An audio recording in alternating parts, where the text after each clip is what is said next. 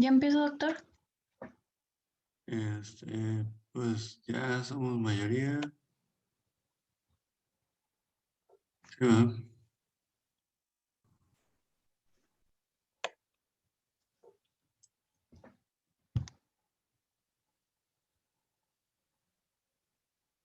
Y dale pues, venga. Bueno, a mí me tocó el tema de historia clínica. Daría lo siguiente, bebé. Bueno, el interrogatorio en el diagnóstico cardiológico, pues como ya sabemos, es la recopilación de datos del paciente. Una buena semiología en el interrogatorio aportará una cantidad importante de datos como para sustentar un diagnóstico. Otros aspectos importantes del interrogatorio es la entrevista. Tenemos que atender de lo mejor posible a nuestro paciente para que éste esté tranquilo. En la historia clínica, lo primero que debemos de saber son los antecedentes. Primero serían los antecedentes familiares. Son aquellos que se refieren a enfermedades que tienen alguna influencia hereditaria, como diabetes mellitus, Melito. cardiopatía,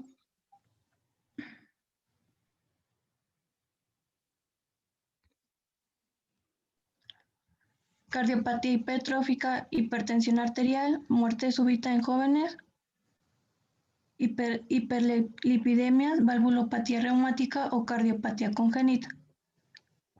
Los personales no patológicos serían el hacinamiento, si el paciente fuma, si toma, cómo lleva su dieta y pues conocer un poco sobre el estrés, su estrés emocional. En los personales patológicos, pues también nos pueden orientar, nos puede orientar definitivamente hacia un diagnóstico.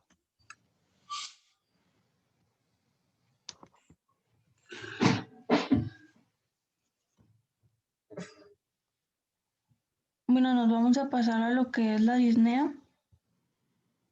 La disnea es la sensación de falta de aire o de ahogo. Es más frecuentemente en enfermedades pulmonares avanzadas o muy graves. Sin embargo, este síntoma es a menudo acompañante de enfermedades cardíacas.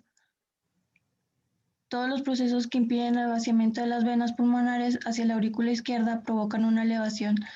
Este proceso, al interferir con hematosis, provoca disnea, que será tanto más acentuada cuanto más congestionado se encuentra el sistema venoso pulmonar. El grado extremo de la hipertensión monocapilar se va a manifestar en la clínica por edema del agudo del pulmón, y todos aquellos padecimientos que impidan el llenado ventricular izquierdo serán causa de disnea.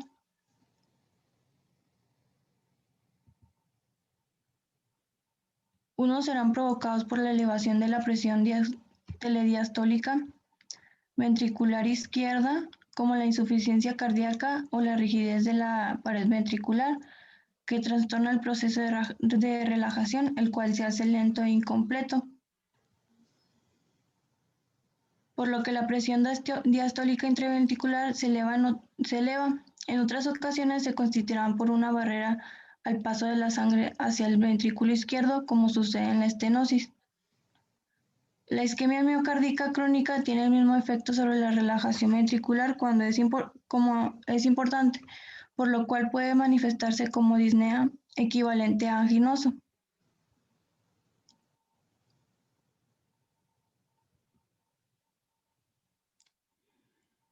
A ver, dale la previa. Tienes ahí una clasificación Ujú. y necesito que para la tarde Sí, busques la clasificación de clase funcional de la New York Heart Association. ¿Sí? Esa clasificación funcional te ayuda a identificar, según el grado de tolerancia de actividad física, cuál es la cantidad de disnea que tiene el paciente. ¿Ok? esa no es la que está en un lado. Sí, pero no tienes cómo se clasifica cada una de ellas. Ah, ok. Sí, está bien, doctor. Sí, o sea, las preguntas sencillas como caminar 200 metros, 100 metros, 50, ¿sí me explico? Sí, sí, sí. Bueno, Bueno, cuando la hipertensión venocapilar... espérame un segundo. Ah, ok. Cuando ustedes vean a un paciente con disnea, ustedes piensen que ese paciente tiene una de tres posibilidades, ¿sí? O tiene un problema respiratorio, o tiene un problema cardíaco, o tiene los dos. ¿De acuerdo? O sea, con disnea no hay de otra. O es un problema respiratorio, o es un problema cardíaco, o son los dos a la vez. ¿Sí? Bueno, ahora, ustedes saben que desde el punto de vista anatómico, pero sobre todo desde el punto de vista funcional, corazón y pulmón están sumamente relacionados. Entonces, a largo plazo, una enfermedad cardíaca va a provocar trastornos pulmonares y a eso se le va a llamar disnea cardíaca. Y a largo plazo, una enfermedad pulmonar va a provocar problemas cardíacos y a eso se le llama cor pulmonale o corazón pulmonar. ¿Y si me explico? Entonces, siempre tomen en cuenta que tanto el corazón como el pulmón pueden ser los causantes de la disnea. Y si ya es un padecimiento crónico en cualquiera de los dos, se van a juntar tanto el problema cardíaco como el problema pulmonar y los dos ser causantes de disnea. ¿Sí quedó claro? Y la clasificación de función pulmonar aplica para cualquiera de los dos problemas, ya sea un problema cardíaco o ya sea un problema respiratorio. ¿Sí quedó? Ok. Entonces, ahora sí, Milagros, continúa, por favor.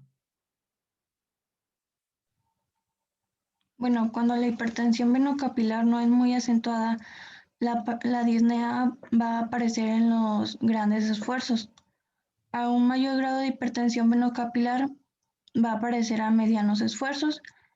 Cuando hay una acentuada hipertensión venocapilar, la disnea se va a convertir de pequeños esfuerzos y en extrema la disnea va a aparecer con el reposo y con el decúbito dorsal, que se le denomina ortopnea, por lo que el paciente para poder respirar tiene necesidad de estar sentado. Cuando el proceso causal tiene una evolución crónica, la disnea progresa paulatinamente de grandes a medianos y pequeños esfuerzos con una rapidez variable de acuerdo con el proceso.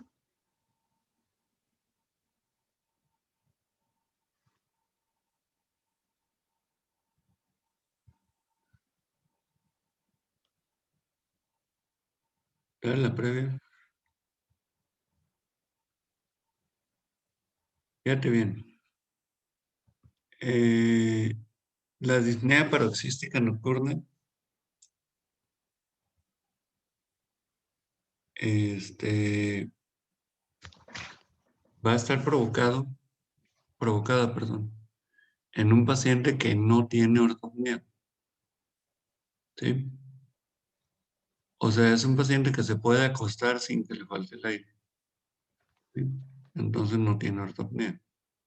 No, doctor, es que creo que como se adelantó, como me están reproduciendo las diapositivas, como que se adelantó una. Ah, ok. No me Entonces fijé. apenas vas a hablar de disnea paroxística nocturna. Sí, Ah, sí, bueno. perdón. Dale, pues. Dale.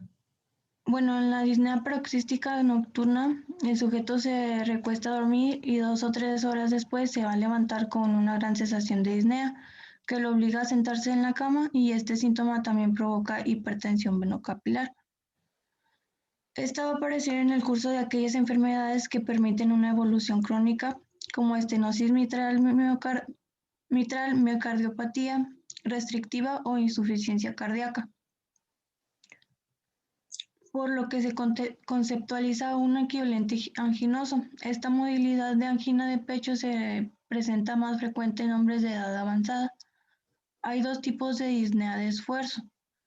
Una es la producida por la isquemia miocárdica y la obstrucción de una o varias arterias coronarias con el esfuerzo físico, que a su vez condiciona un importante lentecimiento de la relajación ventricular. A ver, espérame. Entonces volvemos con la disnea paroxística nocturna. Cuando estás de pie o estás sentado, tienes un grado inicial de insuficiencia cardíaca. Se te empieza a quedar un exceso de líquido en el sistema venoso. No se vacía bien. No hay un adecuado retorno venoso. Y ese exceso de líquido se queda en miembros inferiores. ¿Sí? Pero tú estás de pie. Entonces no se congestionan tus pulmones. ¿De acuerdo?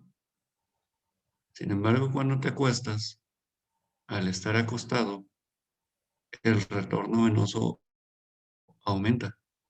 Entonces llega una gran cantidad de líquido hacia tus pulmones. Y es cuando sobreviene la congestión.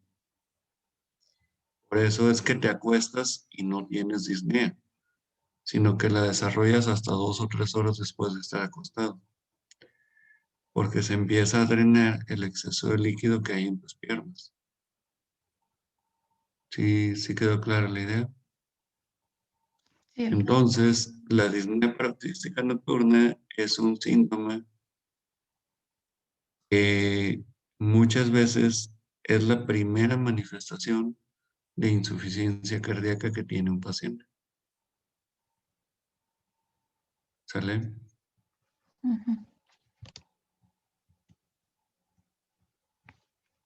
¿Sí se entendió ese concepto?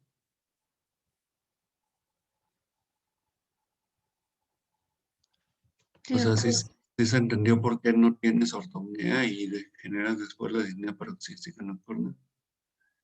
Y la característica importante es que el paciente se despierta, se tiene que sentar y tiene que bajar las piernas de la cama.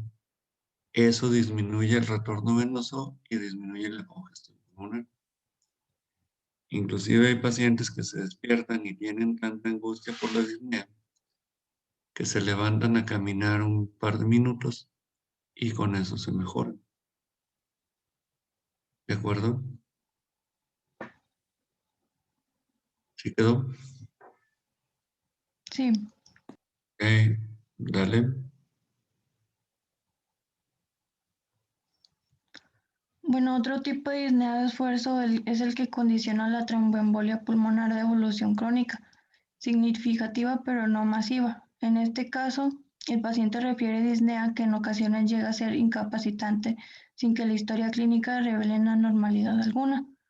Este padecimiento aparece en pacientes de ambos sexos, usualmente mayores de 50 años. La disnea de origen cardíaco es un síntoma que orienta al clínico para reconocer aquellos procesos que son capaces de causarla.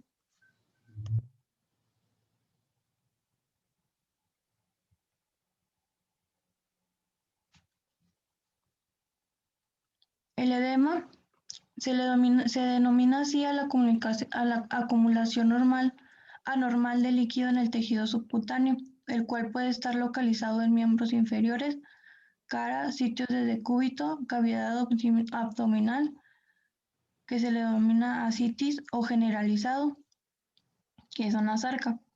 Cuando es generalizado, puede incluir a las membranas serosas como la pleura o el pericardio, como derrame pleural o pericárdico. En enfermedades cardíacas, el edema es causado por hipertensión venosa sistémica, o sea que se puede causar por la elevación de la presión venosa por impedimento al llenado del corazón. Entonces, cuando tienes edema y te acuestas, es cuando viene la disnea paroxística nocturna. Dale.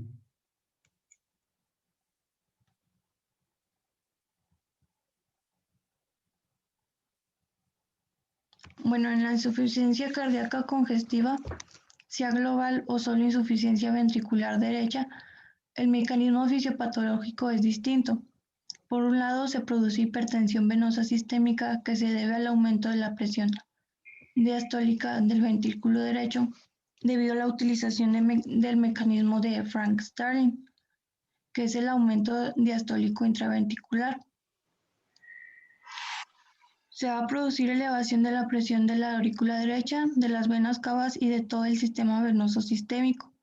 La falla de contracción ventricular trae consigo disminución del gasto cardíaco, lo cual conduce a una disminución del flujo renal que va a estimular la secreción de renina y van a aumentar las concentraciones plasmáticas que van a favorecer a la generación de angiotensina 1, que es transformada hacia angiotensina 2 por, por la enzima convertidora de angiotensina.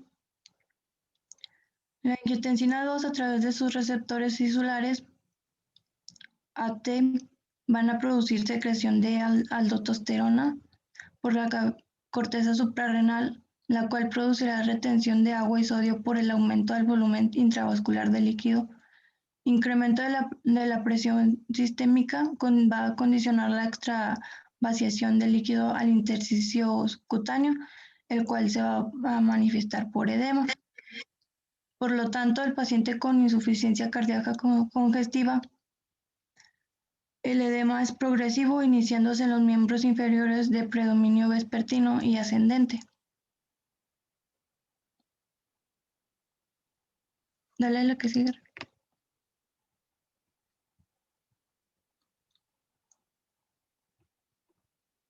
Bueno, en los casos extremos también habrá edema facial, que es la nacerca. En niños, la hipertensión venosa sistémica que acompaña la insuficiencia cardíaca se va a manifestar primeramente por edema facial, porque en ellos se mantiene en decúbito dorsal la mayoría parte del tiempo antes de que se haga evidente en los miembros inferiores. La causa más frecuente de edemas inferiores, pues como ya se había mencionado, es la insuficiencia venosa de evolución crónica, que la reconoceremos porque el edema se va a localizar en una pierna o es de diferente magnitud en ambas piernas, especialmente en presencia de venas varicosas.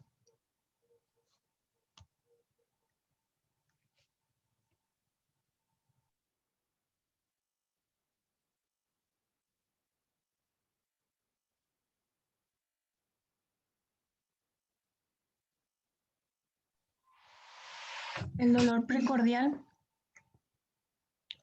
en enfermedades con mayores frecuencias son causa de dolor precordial, son las alteraciones isquémicas del corazón, que son angina de pecho o infarto del miocardio, la inflamación pericárdica y la disección aórtica.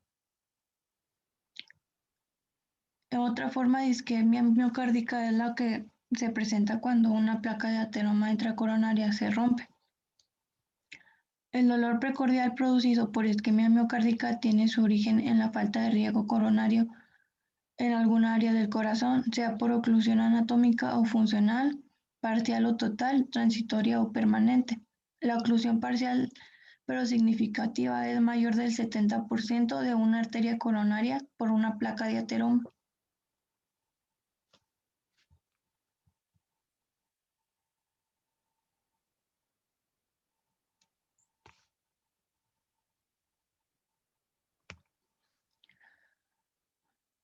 Se traduce por dolor retroesternal precisamente relacionado con el esfuerzo y el cual desaparece unos minutos después de adoptar en reposo de angina de Herbert.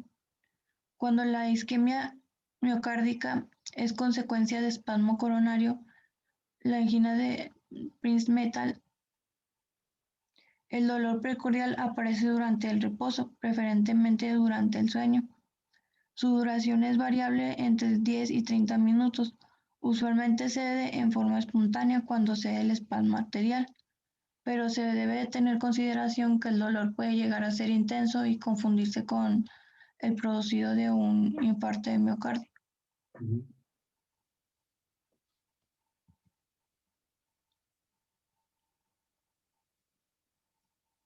Se va a irradiar a uno o ambos hombros, del cuello al maxilar inferior, a uno o ambos brazos y puede ser transfictivo a la espalda. Cuando el cuadro de isquemia es importante, puede además del dolor opresivo aparecer palidez y diaforesis. La intensidad del dolor es leve hasta intenso, pero la mayor parte de las veces es moderado. El paciente se va a referir como una plancha que le oprime el pecho o como algo atorado. Todo en ello en estrecha relación con el esfuerzo de la angina de pecho.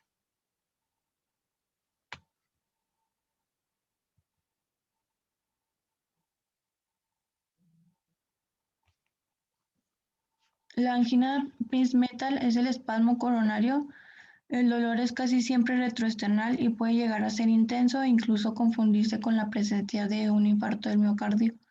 Aparece característicamente en el reposo y el dolor precordial de la angina inestable puede ser leve o muy intenso, de duración variable, opresivo, con aparición o desaparición irregular, o incluso repetida, que es una angina subitrante.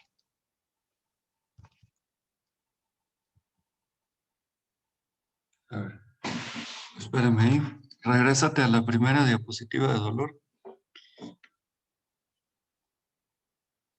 Ahí. Ahí. Fíjense bien. Ahorita estamos en el tema de cardio, ¿verdad? Pero están de acuerdo que no siempre es un problema cardíaco lo que provoca el dolor precordial o dolor retroesternal. ¿Ok? ¿Cuáles son causas frecuentes de dolor torácico que no son de origen cardíaco? Reflujo. Uno es digestivo, reflujo. ¿Cuál otro?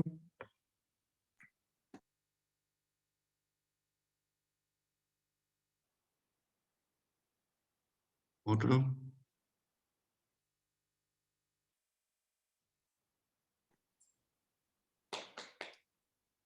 Chicos, otro dolor.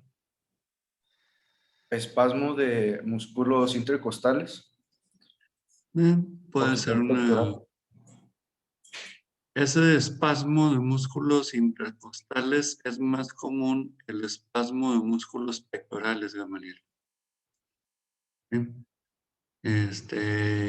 Contracturas de músculos pectorales es una causa muy común de dolor. ¿Sale? ¿Otra? Un neumotórax o algo así. Un neumotórax puede ser. Otra, aunque es más rarillo, ¿eh? Un problema pulmonar común que pueda provocar dolor torácico, ¿cuál es? ¿EPOC? No, el EPOC no. Bronquitis. Bronquitis y... O sea, la bronquitis generalmente es el inicio de este problema. Neumonía. ¿De acuerdo? Muy bien. Y dolores osteomusculares. Condritis, osteocondritis. ¿Eh? Muy bien.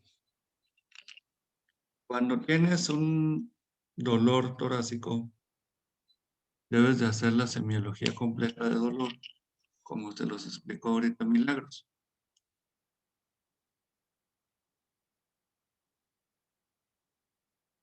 Y esa semiología debe de ir muy orientada a descartar un problema de tipo cardiovascular. ¿Sí? Y hay 3 problemas de origen cardiovascular que ponen en peligro la vida del paciente y que tenemos que descartar muy precisamente al inicio de todas las causas de dolor. ¿Sí? El primero de ellos, ¿cuál es? Infarto agudo del miocardio. ¿Sí? El segundo de ellos, disección de aorta. Y el tercero de ellos, tromboembolia pulmonar. ¿Sí quedó? Esos tres problemas de origen cardiovascular ponen en peligro tu vida verdaderamente. Entonces, tu interrogatorio, tu exploración y los auxiliares del laboratorio y gabinete deben de estar orientados a descartar esos tres problemas inicialmente. ¿Ok? Si es un infarto agudo del miocardio y establece el diagnóstico, ¿qué vas a hacer? Inmediatamente abrirle la arteria coronaria, ya sea por cateterismo o por trombolisis. Eso lo vamos a ver después. Si es un problema de disección aórtica, inmediatamente corregir la disección, ya sea por cateterismo o por cirugía. Si es un problema de tromboembolia pulmonar, deshacer los coágulos que están en la circulación pulmonar, ya sea por cateterismo o por trombolisis. ¿Sí quedó la idea? Entonces, esos tres problemas deben de ser la base para que ustedes establezcan un protocolo de estudio en todo paciente con dolor torácico. Entonces, la semiología de dolor se vuelve sumamente importante. ¿Estamos? Bueno, si no es un problema cardíaco, pues ya todo lo demás se vuelve más leve, ¿no? Y no te pone en peligro la vida de inmediato. Entonces puedes proseguir con el protocolo de estudio de los otros problemas, a lo mejor ya no en el servicio de urgencias, porque ya no es una urgencia calificada. Puedes mandar al paciente a piso y ahí continuar con el protocolo de estudio. O más aún, puedes mandar al paciente a casa y continuar el protocolo de estudio de manera ambulatoria. ¿Sí quedó claro? Entonces, lo primero es descartar la presencia de cualquiera de esas tres enfermedades cardiovasculares que te ponen en peligro la vida. ¿Ok? ¿Cuáles fueron, doctor? Es que no tenía mi libreta. Infarto agudo del miocardio,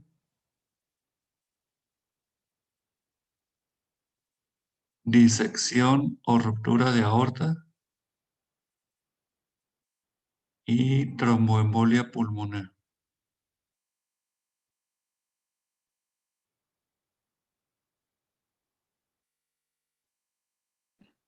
Gracias. ¿De acuerdo? ¿Todos, chicos?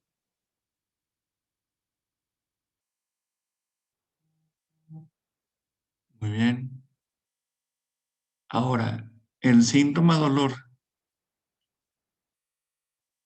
En general, dolor en cualquier parte del cuerpo es la primera causa de atención médica que van a tener en su vida. ¿Sí? Pero el síntoma de dolor torácico es una de las principales causas de que los pacientes acudan a urgencias.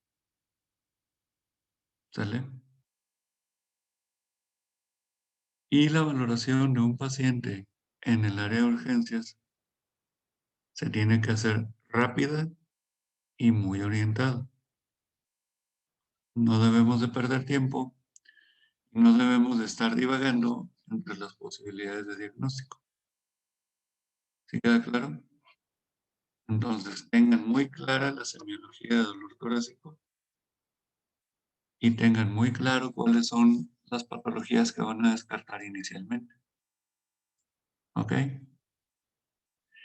¿Vieron el esquema de las irradiaciones de dolor que les presentó Milagros?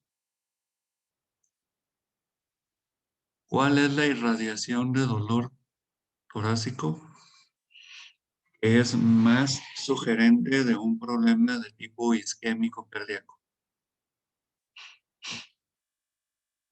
¿Hacia dónde se irradia? ¿Y qué dices tú? No, si se irradia ahí, lo más seguro es que sí es isquemia miocárdica. ¿Cuál es? Hombro izquierdo.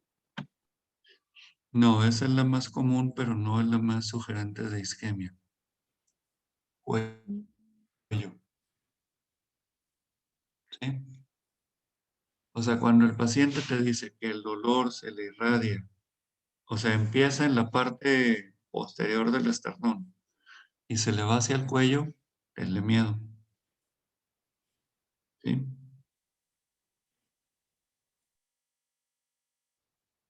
Ahora, hay pacientes que por alguna razón no sienten dolor. ¿Cuál es la principal causa de que los pacientes no sientan dolor de manera importante?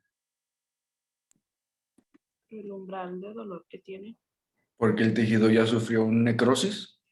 Bueno, cuando ya hay necrosis ya no duele, pero que el paciente no sienta dolor, uno puede ser el umbral de dolor, pero por muy aguantador que seas, pues te va a doler.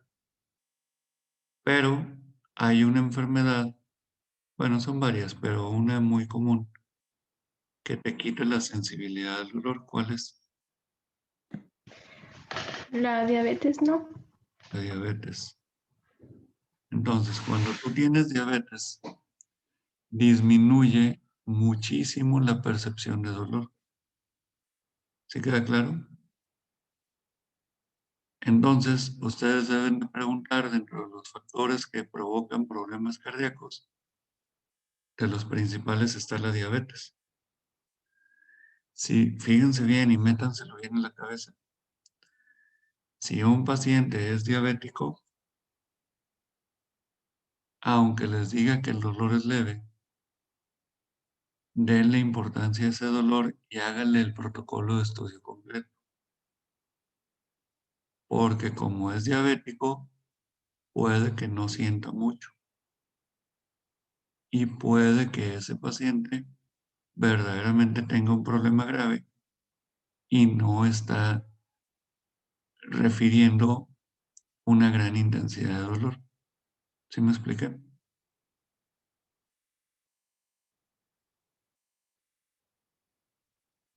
¿De acuerdo? Sí. Muy bien, ya veremos en el tema de cardiopatía isquémica qué hacer específicamente, pero por ahorita que les quede muy claro que dolor torácico es descartar 3 problemas cardiovasculares que ponen en peligro la vida. Una vez que descartemos esos 3 problemas, los siguientes problemas serán relativamente sencillos de resolver y sobre todo no ponen la vida del paciente en un peligro inmediato, ¿sí? Digo, una neumonía sí te puede matar, pero no te mata tan rápido como un infarto. ¿Sí me expliqué? O sea, no deja de ser importante, simplemente deja de convertirse en una urgencia calificada tan grave. ¿Estamos? ¿Todos claros? Muy bien, Milagros. Continúa, por favor.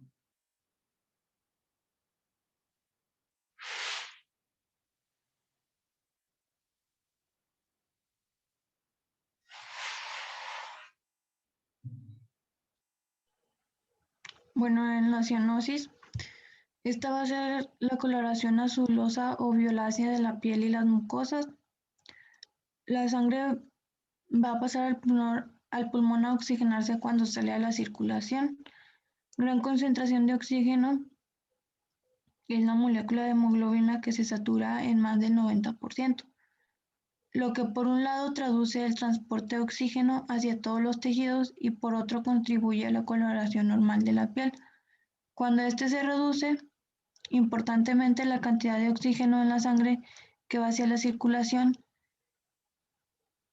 se le va a denominar insaturación arterial del oxígeno y va a aparecer la cianosis. Hay cardiopatías congénitas llamadas cianógenas porque dentro de su cuadro clínico se va a producir una cianosis. Ujú.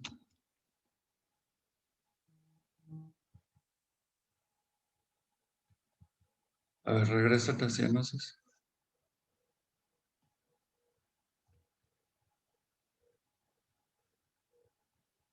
Muy bien.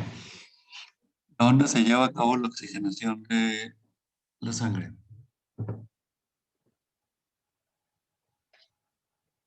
Pues, En los pulmones. En los pulmones. pulmones. ¿Quién manda la sangre a los pulmones? El corazón, ¿no? ¿Quién recibe la sangre después de que se oxigena? El mismo corazón. ¿Sí? ¿En dónde se puede mezclar sangre oxigenada con no oxigenada? ¿Corazón? ¿Sí quedó claro? Si tienen claro estos conceptos, entonces van a tener claro que la presencia de cianosis solamente te puede indicar dos tipos de problemas. O un problema de oxigenación en la sangre con disminución en la capacidad de oxigenación, o un problema de malformación congénita que permite la combinación de sangre oxigenada con sangre no oxigenada. ¿Quedó claro? No es una ley, ¿sí? Por lo tanto, hay algunas excepciones. Pero cuando ustedes tienen a un paciente con cianosis y la cianosis empezó después de los 40 años, en el 99% de los casos, la causa es pulmonar. ¿De acuerdo? Puede ser fibrosis pulmonar, EPOC, bronquitis crónica, alveolitis, etc. ¿Sí quedó claro?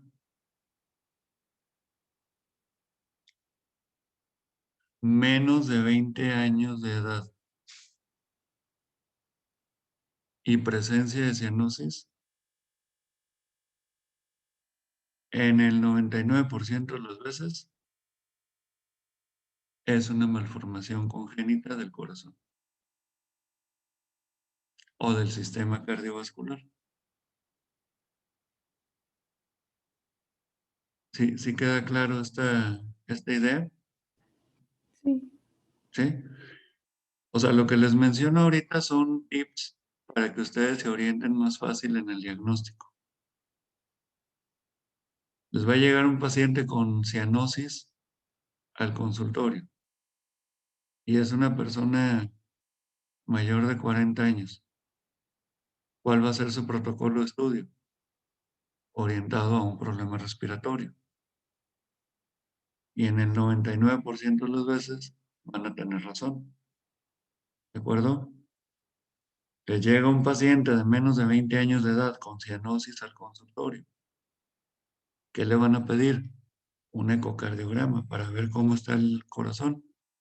Y en el 99% de las veces van a tener razón. ¿Sí quedó claro? ¿Sí? ¿Todos claros? Diagnóstico diferencial de cianosis.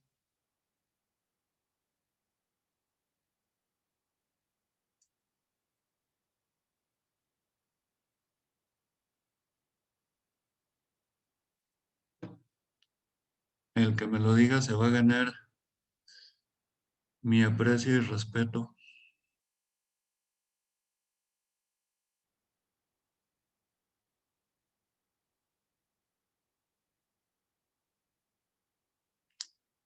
Chicos,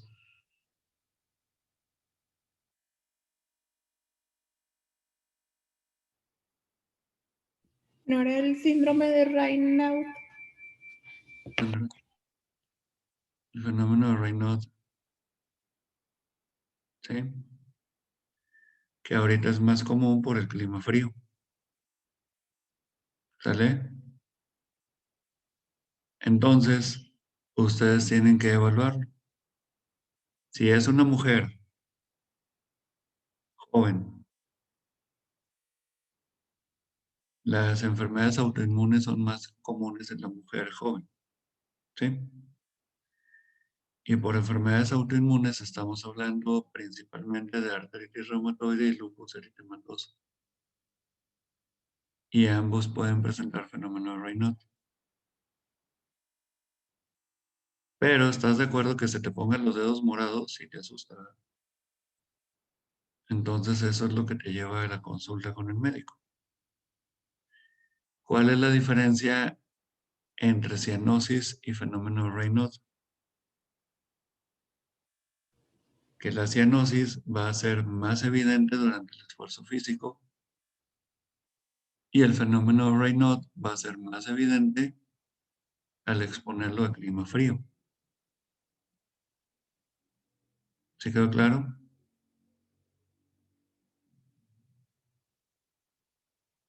Muy bien.